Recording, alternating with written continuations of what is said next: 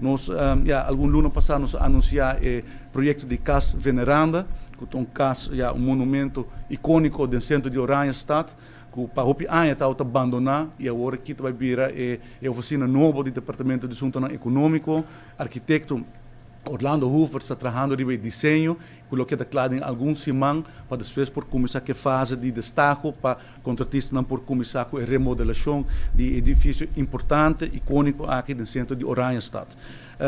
Me quero para que também um rato que nós aqui da claro com a renovação e o mudamento de Free Zone Aruba NV para o centro de Oranjestad.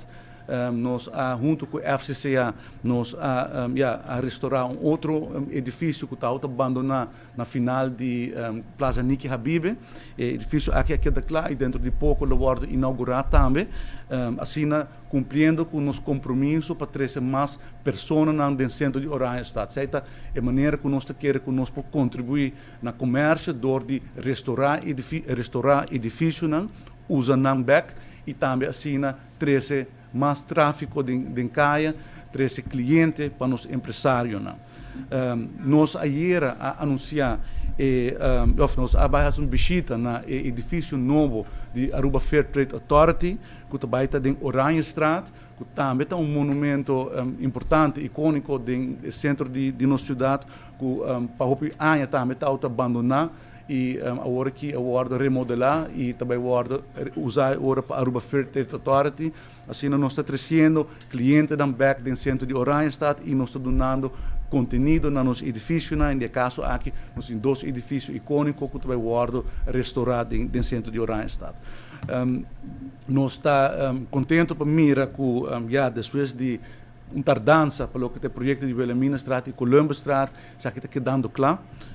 No saco, o comerciante na área está tendo um difícil o último luna e nós estamos agradecendo para a paciência e a cooperação e nós estamos compreendendo a situação difícil que não está passando mas agora que o projeto aqui está quedando claro. Nós temos, está quedando roupa bonita, nós temos, nós estamos em fase de pôr o último mata, acaba que é parte de cruzada, e a plaza acaba está finalizada, quedando roupa bonita, e a ideia está que a plaza aqui, era uma plaza culinária, uma plaza caminho que também tem entertainment, caminho com nos restaurantes, na portinha terraças, na pafô, e assim trazendo um ambiente novo de full área de Oranjestad.